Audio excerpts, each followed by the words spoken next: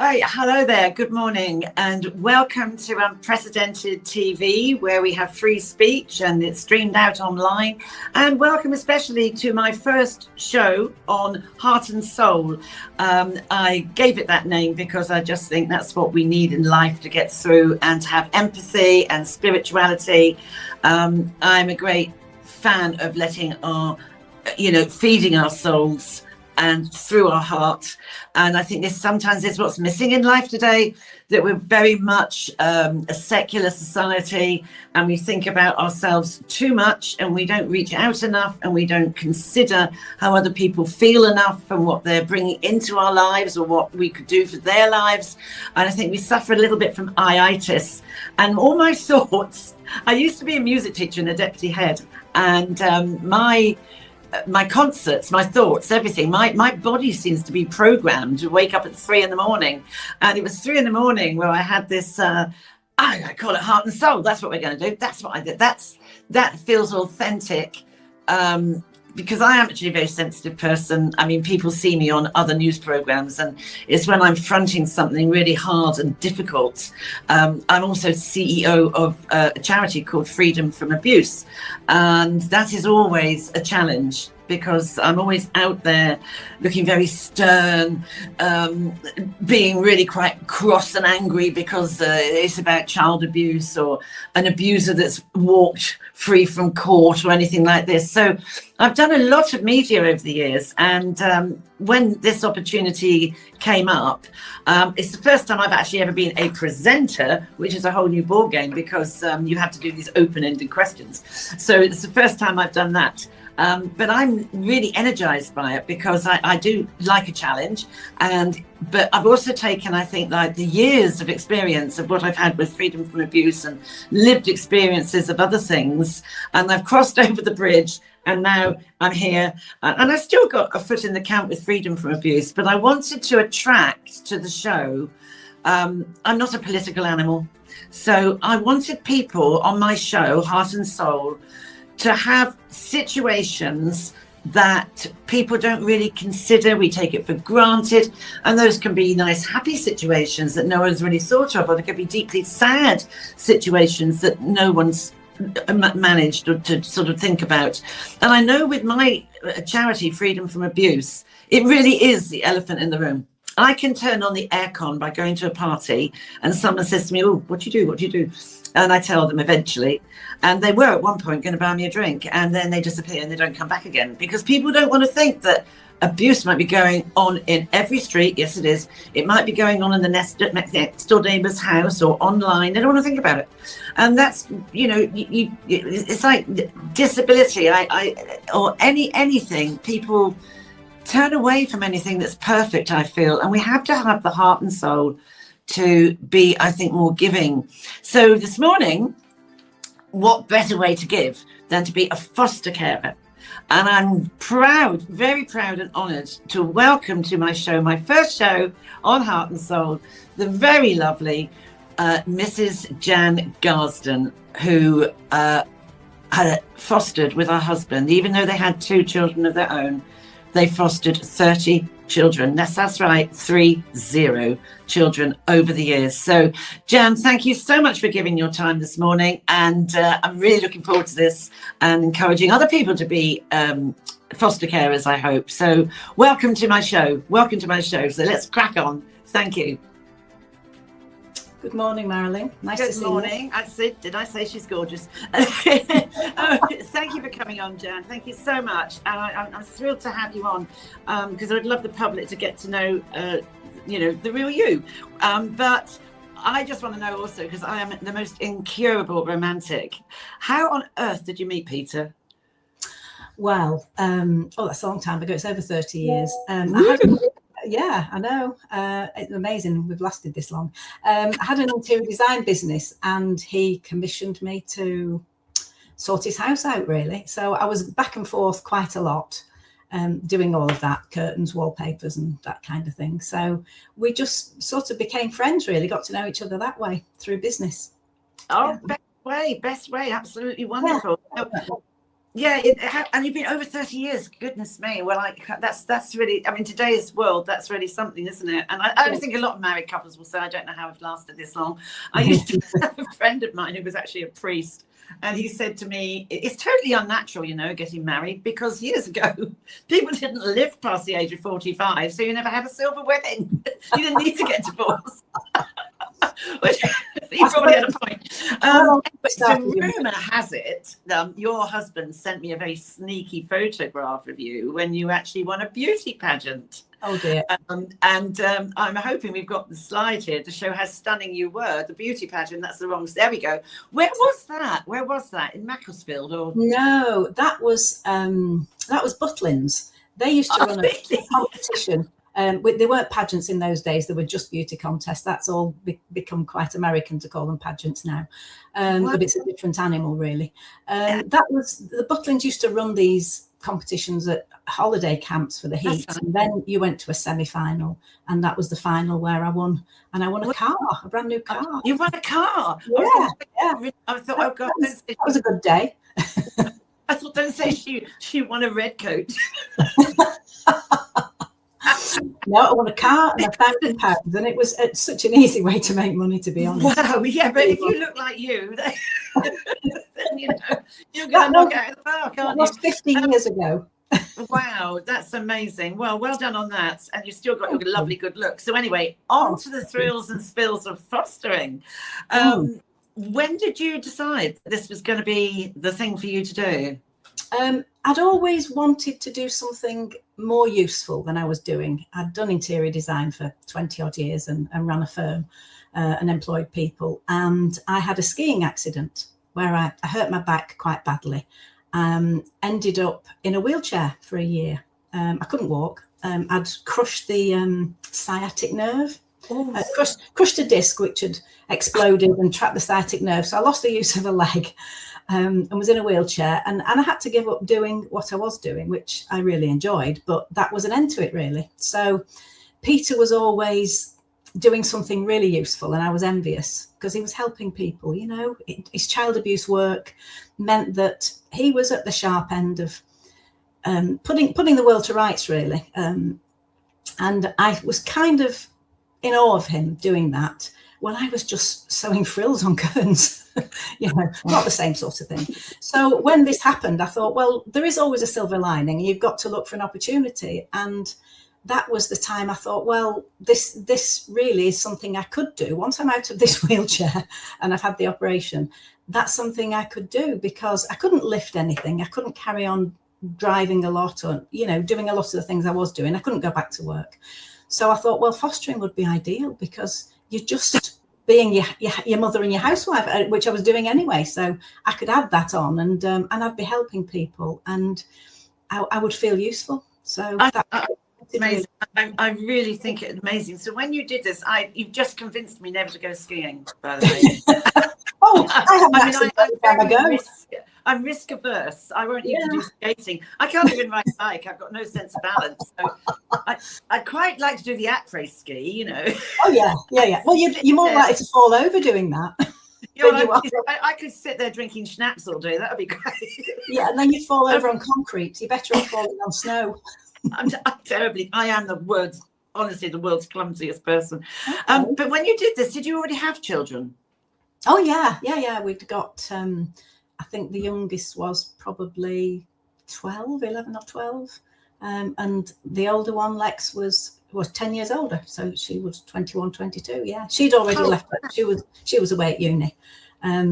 So yeah, it was a good decision, and it was the right decision. It took a long while for me to recover from the operation, which I needed to have to get the use back of my leg. And then we launched into applying, and that's a rigorous process to become a foster carer. And so it should be, it has to be. Children need to be protected, and you need the right people doing the job. So that took about 12 months because we were busy. Peter was busy and couldn't attend all of the meetings. And so it dragged on a bit. But after probably a year, we were approved to foster. And it was great. Yeah. To be honest, I think those sounding like a grumpy old woman here. I truly honestly, I sometimes think those checks and balances should be made before anybody has a child.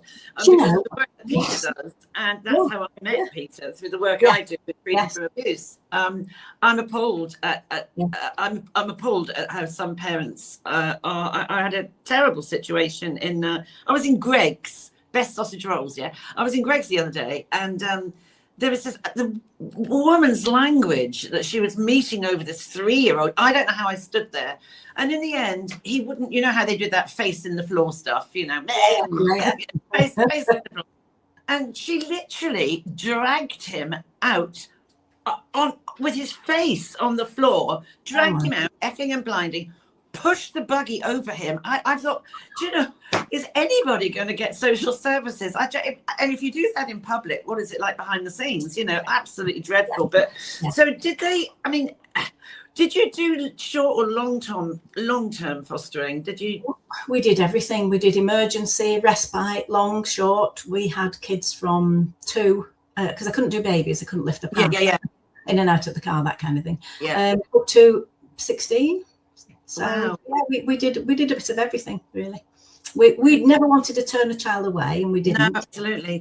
And if you're on the emergency list, then you get a phone call at 2 or 3 a.m. to say, you know, we've got a child who's in need now. So we put ourselves on that list as well, because. So the emergency, would that be? I imagine that's where there's been either a child has been sexually abused or there's domestic abuse in the house, and is that what emergency means? Not necessarily, no. It could just be that somebody's been taken ill in the night. It could be that the child's run away. Could be that, there's been an incident, and the police have been called and social services have taken the child. So all sorts of different reasons. But, you know, it obviously happens weekends, evenings, when there's nobody on duty. Of course. Always. I mean, did you have that problem yourself with any foster children, suddenly up sticks and running away? Yes, they used to run away. No problem. One child ran away, and she decided that she was definitely going. And so I used to play the reverse psychology thing. I said, well, do you want some bus fare if you're running away? Because, you know, it's a long way into town. Can I give you some bus fare? No, I'm going. I said, are you going to wear the red coat?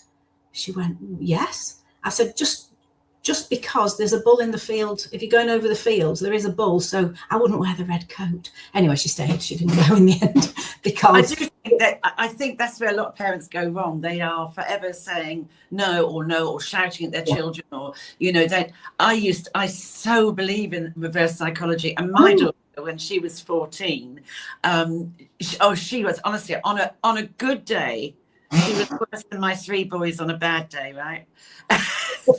Girls are, I think, harder. She was born with PMT, I swear it. And she at 14, a very, very bright girl. They're all bright, very bright. And her boys, they were talking about A levels and universities, her older brothers and all of that. Her brother, we had twin boys. Anyway, and she said, I'm not going to university, Mum. There's 14. I said, well, that's okay. I'm not making you. I mean, it's fine. I'm not going. I said, no, you said that. That's fine. It's your life, your career. You do what you want. What would you like to do then? I'm going to be a lap dancer. Oh, okay. I am. I'm going to make money. I know you can make money doing that. I said, that's fine. That's fine. Okay, no problem. I don't think you believe me. I said, I do. So the next day I said to her, right, tomorrow morning we're going down to the dance shop. Because you wanted to be a lap dancer. So I want you to be the best lap dancer. So we're going to get a pole and a nice leotard and everything else. And I've actually changed my mind. Yeah, absolutely. Yeah. She went to Durham University and did really well. But did it at any time put strain on your marriage? I'm being very personal. You don't have to answer that. Oh, yeah, not so much the fostering, actually. Peter's work generally. Yes. Because he had to deal with horrendous situations and read awful reports where dreadful things had happened to children. And I think he's not a depressive person, but I think it kind of got to him. And he was coming home from work and drinking a glass of wine to begin with, then 2 glasses. And I think he was trying to de-stress. And that was his way of dealing with it, I suppose. So it did put a strain, really. And I was bringing up the kids on my own at that point because he was completely immersed in his work, and quite right, those people needed his full attention, but there was nothing left at home, you know. And put a strain. I find I have to do that with work I do. If I've done something on media or something, and I always get 3 or 4 people email me, and I haven't got a magic wand, and it's really hard. And I sometimes have to pull right back, and because you know the burnout. But on the other hand, you're compelled. You just feel that people have been sent to you. You can't just ignore them, and that is the trouble with so many people and so many charities. Certain things are the elephant in the room. And you know, I remember when I was teaching, we had foster children. I mean, some of them, what they'd gone through. I will never forget one little boy. I think Andrew, he's ended up in prison. But he used to be bog washed every day by his father, stucking his head down the toilet and literally pouring beer and cider down this kid's throat. And he was 6 years old. I mean, who does that? Burns and cigarette stabs all over him. And bless his heart, that damage was so... I mean, I'm going to I want someone to come on my show to talk about trauma in the early years and how that manifests later on in life. And that's going to be another show. But I think, you know, do you still see any of them? Yeah, a couple of them, yeah. Oh, how lovely. You're not allowed to kind of chase them once they've left care. It's not allowed for you to contact them. But once they reach 18, then yes, you can contact them. So yeah, there's a couple of them that I see. And have they done? So how many did you have at one time together in the house? Did you have 2 or 3? We were approved for 3, but we occasionally had 4 because you know they were overwhelmed, and our own younger child as well. So yeah, it was a bit like running a B&B. But how would the younger child? How did she take it? Did she think, you know, because at that age, she'd have been going through puberty, which isn't easy, is it? And then mum's being diverted with these other children. How would she take it? Very well, actually. We had long conversations with the kids about what we wanted to do and were they okay with it, and that we would give it a try and we could stop at any time. But Ness was really good. You know, she would, the younger ones, because you never have children older than your own is a general rule. Oh, okay. So because your own children could be bullied. So we were having children under 12 because Ness was 12. But she would, you know, I'd catch her brushing the hair and reading a story. And, you know, it was like for her having a little sister or a little brother. Oh. And she was really good. You know, even when things were tough, she was great. We didn't see much of Lex because she was away at uni, but, you know, she was also supportive and, you know, thought it was the right thing to do. And I think it was grounding for them. You know, they grown up going to private school and having ponies and really to find out that a couple of miles away there were children with no shoes and who slept in the dog's bed, and you know that happened obviously. And that was very grounding for them to realize that they were fortunate, and there were people around who weren't that fortunate through no fault of their own, and they wanted to help, to be honest. And I think it stood them in good stead. I think absolutely better people as a result. Absolutely. When I was teaching, we was a Church of England school, and on a Friday afternoon, I'd invite over the road from us was and it was a Jewish private care home for residential. They had little bungalows and things for children with, I don't like saying disabled. I call them born differently, because they, you know, they can still make something in the world. And I just don't like giving people labels.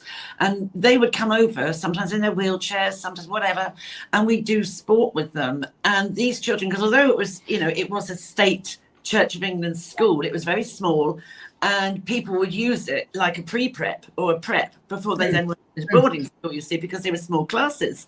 And it was very grounding for them. And it was a natural warmth towards these children. We didn't have to say, no, these children, you got, immediately they saw somebody less able than them, you know, they just walked up and got on with it and helped them. And it is a very grounding thing to do, to say that, you know, not everybody is born, you know, with everything intact, put it that way. And I at the moment I have you know, and long may she live, but I got a baby, 13-month-old baby granddaughter who's got lysencepathy, which is flat brain.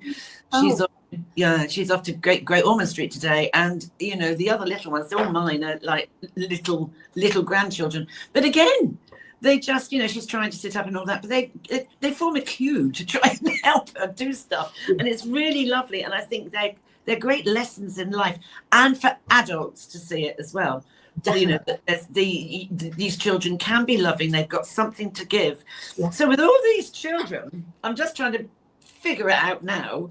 So sometimes you had 6. Did you ever take them on holiday? Always. Well, we decided early on that we weren't going to be the kind of foster carers who took the money, did the bare minimum, and that happens, of course it does. We were going to integrate them as part of our family. We were going to look after kids that were going to be part of the family. So the first year we had 2 permanent children, and we decided it was coming up to Christmas, and already that their parents and their carers were saying, oh, you know, I'd like that one. I'd like you to bring a Christmas Eve, and then we'd like a Boxing Day, and we'd like a Christmas morning for a few hours. And they were in different directions. And I thought, I can see Christmas being a taxi service where we're just ferrying these children, because these precious children who the parent couldn't or wouldn't look after suddenly wanted them back at Christmas because they wanted a family Christmas. And I said to Peter, there's only one way to get around this, and that is to go on holiday at Christmas. So we took them on a Caribbean cruise. We all went. I think there were 10 of us in total. And it was just fantastic because the kids had a ball. The weather was gorgeous. We took presents with us. They had loads of presents before, you know, nice dresses and things to wear. And it was fabulous. And, you know, we always maintained that they were part of our family. They weren't. Absolutely. They weren't to be moved around and you go there because we're going on holiday. And that happened. We had a lot of respite kids whose foster carers went on holiday. And you were allowed to do that. Yeah, you were allowed to. Because I suppose it's a job, and you were allowed, you know, 4 or 5 weeks, whatever it was, I can't remember, of time off. And I suppose some people, if they had a lot of difficult children with extra needs, additional needs, perhaps they did need to decompress, and they did need that time away with their own family. And I got that, absolutely. But also, if they were your own children, you would take them. You wouldn't. I think if I ever did it, I don't think I could. But I think, because I find it really difficult to hand them back. Did you ever feel you wanted to adopt any? Yes, but we decided not to. Simply because that affects inheritance. It affects your own kids going forward. And it's a kind of a one-way street that you don't want to go back on that. Whereas if you're fostering and things get really tough, children are very unmanageable and very unruly, and they're disrupting the household, you can actually ring the social worker and say, this isn't working, you know, this child needs a different environment. And we did that on a couple of occasions. Very violent. That's also tough for the children, isn't it? Because they are, that it has to happen because it is disruptive. And I think this is what people understand as these, you know, I think sometimes, you know, I think like with adoption, they should actually let little babies be adopted rather than be bounced around foster carers until they're 3 years old and then be adopted, because they, you know, their emotions are being kicked around like a can down the street, aren't they, really? And I think what you do is that the way, if I was going to do it, it would have to be in a totally altruistic way where, you know, that child, I wouldn't do it. Could you foster me? Because I quite like to go on a Caribbean cruise and be given dresses. I would stand over you and make sure that you brush your teeth, Marilyn. I'd be very well behaved, I promise. Very tidy. Did you ever take them? I think Peter sent me a photo of looking out to the sea or something. Where was that? Yes, that's not the one. That's the one. Well, that's the caravan that we've owned. In fact, it's been replaced now for 20 years on Anglesey, right on the beach. Oh, right, okay. In the summer holidays and the Easter holidays, that's where we used to take the kids, and they just had a ball. They could run about up and down the beach and go in the sea, and you know, we had a boat, and it was great for them, and they absolutely loved it. As did our own kids. You know, they've all been brought up there, really. So do you have grandkids? Sorry. No, you carry on. Sorry. Our grandkids there now and enjoy the same sort of things, because my our older daughter has a caravan a couple of doors along, and we're there all summer. I spend the whole of the summer there with the grandkids. Why wouldn't you? Right. I mean, look at you. It's absolutely lovely. But the kids, yeah, they absolutely loved it. And some of them, you know, and this really blew my mind, had never seen the sea. I know. Never been out of the town where they were born. We had one child who'd never been in a car, and she was. It's extraordinary, isn't it? It is extraordinary. Sorry, my light's gone out. It is extraordinary when you come across these children that they don't know. It's weird. I mean, I've had that before as well in my teaching, where they had never seen a cow. No, or never been, you know, you just don't think about these things. They've never been on a train, or they've never, you know, or it really does bring you up sharply to think how fortunate you are. And I always think, you know, even if you don't have money, do you have a roof over your head? Do you have, you know, friends? It's not all about money, is it? It's oh, of course it isn't. But I think you can give them experiences. You can take them to the picnic. Absolutely. You know, whether you've got money or not, there are ways to make a child happy. Exactly right. Spending money. But so do you have any anecdotes, like the funniest thing or the saddest thing or the worst thing? Yeah, we had one gorgeous little girl. She was 6. And when she arrived, she was only with us short term until her grandmother was approved to foster her. But she was absolutely gorgeous. And she arrived and looked round and she said, "Jan, is this the countryside?" I said, "Yeah, it is." She said, "This is where children were evaporated to." She was just delightful. I took her to her room and she went, "Oh, there's a bed," because she'd slept in the dog's bed, and there are sheets, and isn't it lovely? And she was just delightful. It's one of those where I expected mice to come out of the skirting board dressed in waistcoats. You know, it was like a Disney. Yeah, she was gorgeous, and she went to grandparents eventually. It's funny. It's sort of really sad as well, isn't it? Really, yeah, you know? absolutely. That is really fun. Yes, and I think some of the worst things are the bad and sad stories would probably be sort of like some of them might be even stomach churning.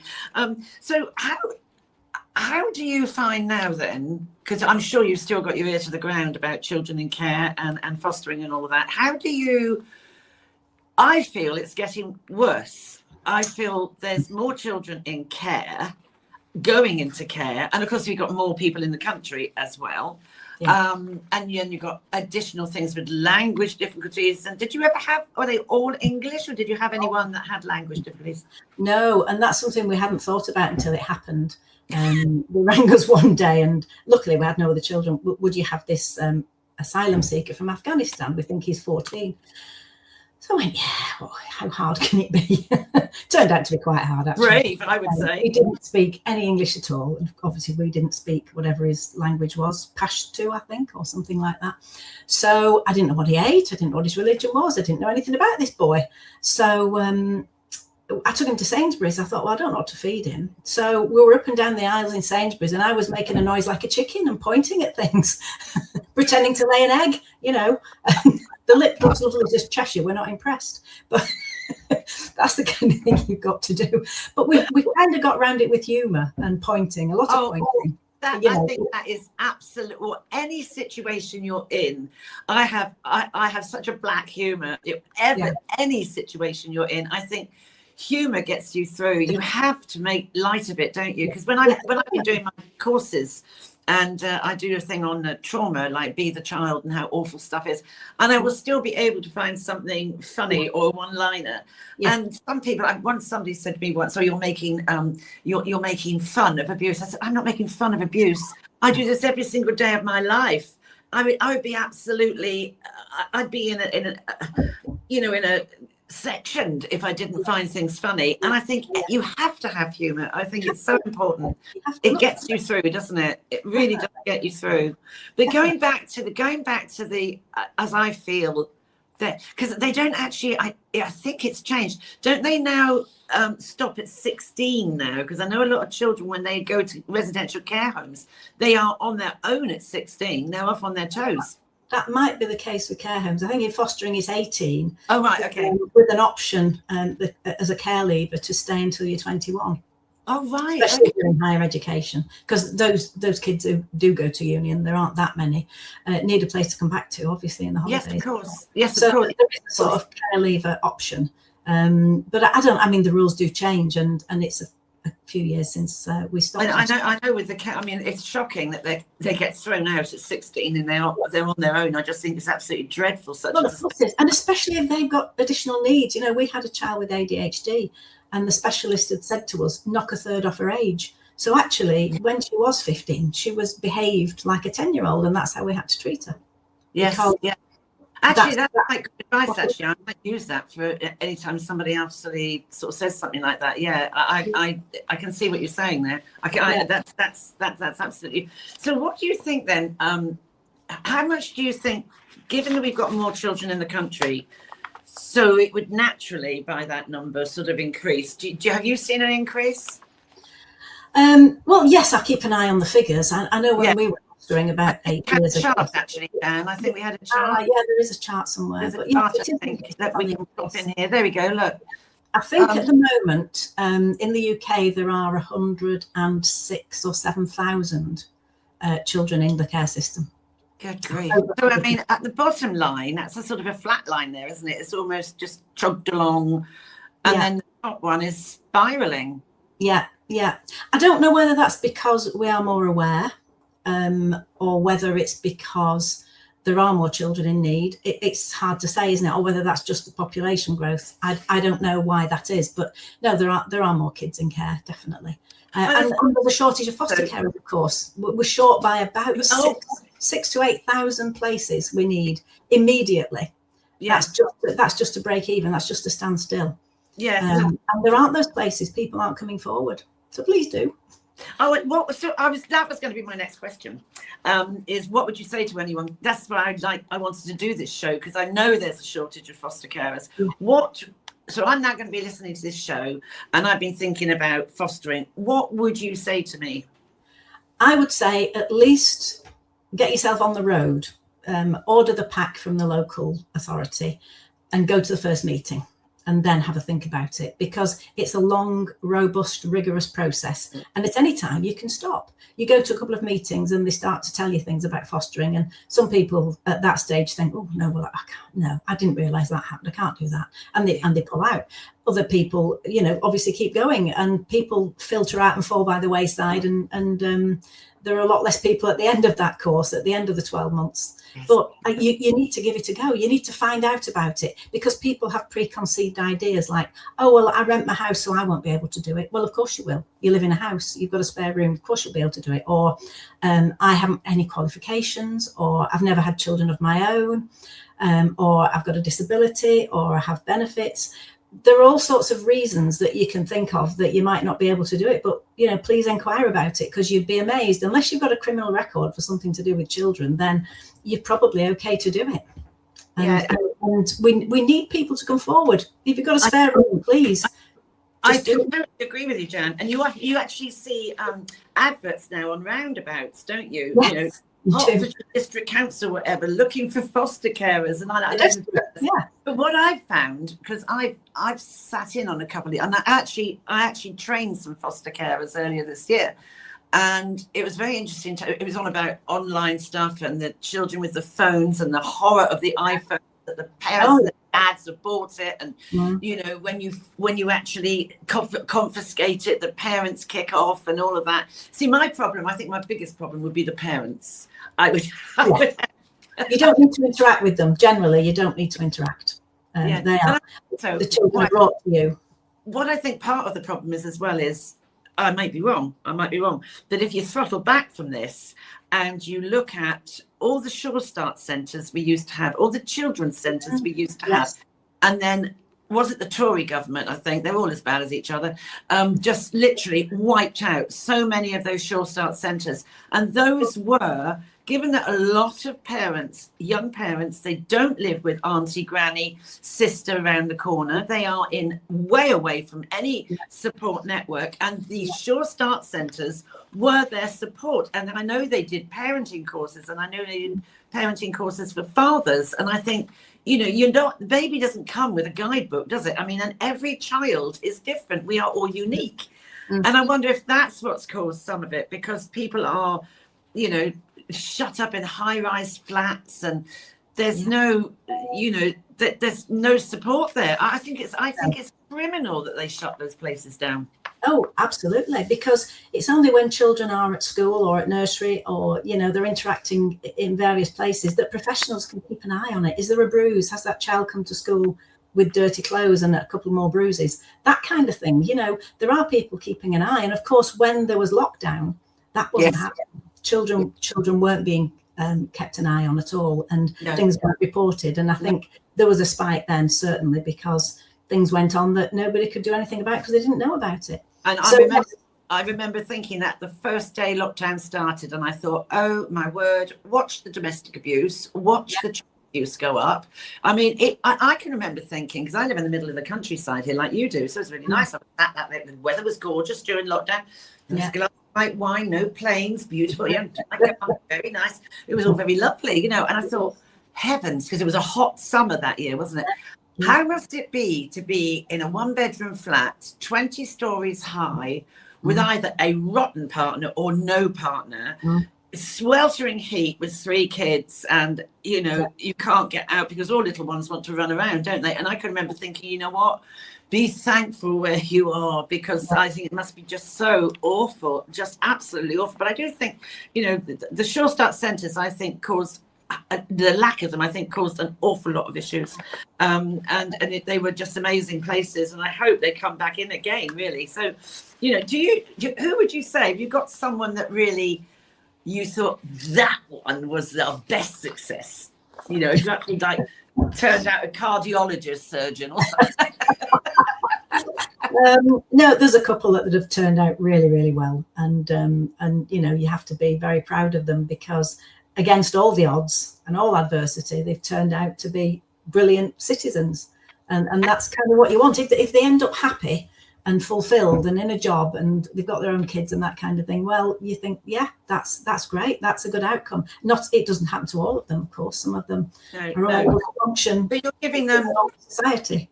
You're sort of a footpath to give them the chance of being the best people they can possibly be. Yeah.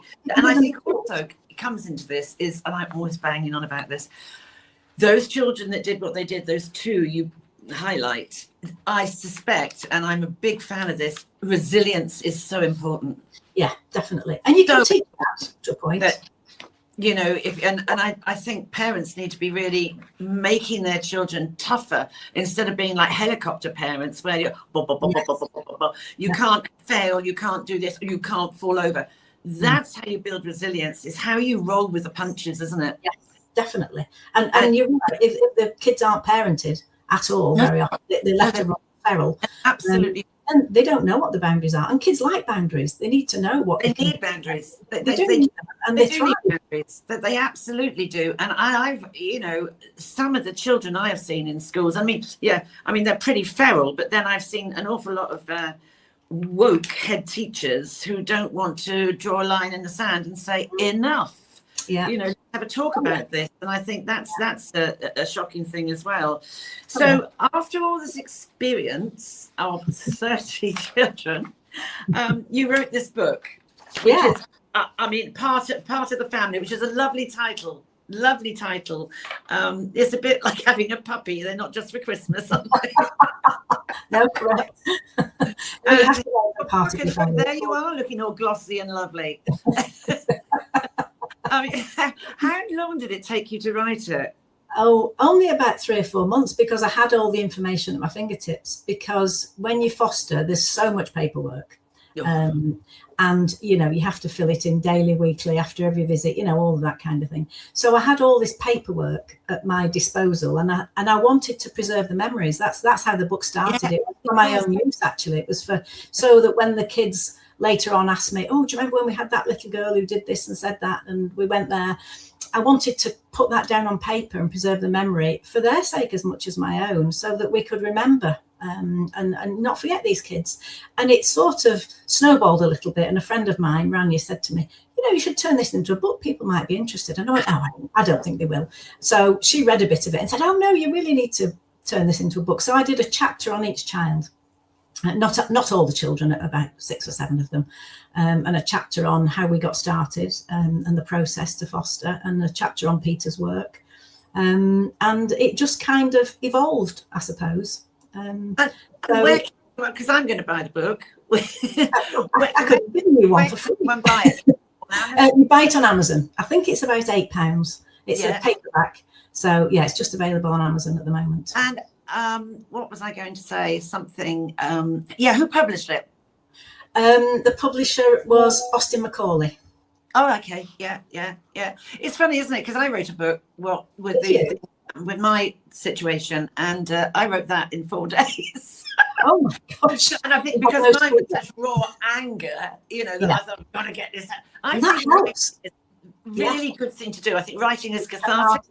It is, yes, definitely. You get that on paper. Yeah. I've helped people with domestic abuse, coming out of domestic abuse, and I always say, write down whatever you want to say to that person, and then however vile it needs to be, and then we used to go outside the office where I did it and we burn it, because I think that is also cathartic. Yes. Fire is, I'm not advocating burning down buildings, but to write a really, you did this, you do that, whatever you wanted to do, and then ceremonial burning we used to have of this in a little incinerator thing, and it's I think these things are cathartic. Writing, I always liked English, and I still do. I think people have forgotten how to write and forgotten how to write. They text, don't they? They don't write things with a pen anymore. People just text. Exactly. Language, real language. So, Jan, what is next now? What's next for Jan Garsden? Because we're coming to the end of the show. So what's next for Jan Garsden? I'm kind of trying to slow down. I'm 70 now, so I need to not really embark on many other projects. You don't look it. Oh, thank you. That's the right answer. Well done. 10 out of 10. No, just I have got grandchildren now, and they are 10 and 11, and they're delightful. And our younger daughter gets married in 2026, so maybe kids will follow. Fingers crossed. So I just want to embrace and enjoy being a grandma, really. Oh yeah. I don't have a project on the go. Mine are all very little, and they're. I would absolutely recommend it. I wish I'd been a nana before I became a mother. Yeah. Actually, a lot easier. Well, you've got the time and the patience and the money. When they decide that they're going to really play up, got to go now. Yes, off you go home. My excuse is always, I've got to get home for the dog. Yeah. So honestly, it's been absolutely brilliant having you on, Jan. Honestly, absolutely brilliant. And there's absolutely no pressure on Peter next week. He's going to do a better job than me. He's got a lot more. No. It's absolutely unbelievable what you've done, and I just want to say, you really are very special people, and all foster carers, I think, are the unsung heroes of society. So I bow to you. You're giving children, every child, you're giving love, support, and hope. And I always say, and I've said this to my children, you don't ever take away someone's hope, because it may be all that they've got left. That's true. And absolutely. I think that you have to hang on to hope. And I just want to thank every foster carer that's out there. And I really do hope people tune in to see this, because you look extraordinary, and you don't look beaten down by what you did. And I think it's really rewarding. Yeah. Oh, very rewarding. When you see a child's face light up, when you give them the first experience of the beach, the park, new shoes, whatever it is, riding lessons, taking them skiing. When you see that child's face, that's all the reward you need. I mean, obviously you need some money to grease the wheels. You need that as well. But it's the faces and the way some of them eventually thank you. Not always, not at the beginning, but they'll actually come back and say, "Thank you. You made a difference," and that's worth all the money in the world. But it is, and I mean, as I say, all of you that even consider foster caring and go on with it, I want to thank you for every child that hasn't got the voice. Excuse me, for giving so selflessly of your love and your time, and turning these children around is laudable, and I really thank you. So you gave them hope. Don't ever take it away from anyone. And Jan, you've been an absolute pleasure, utter delight. Thank you so much.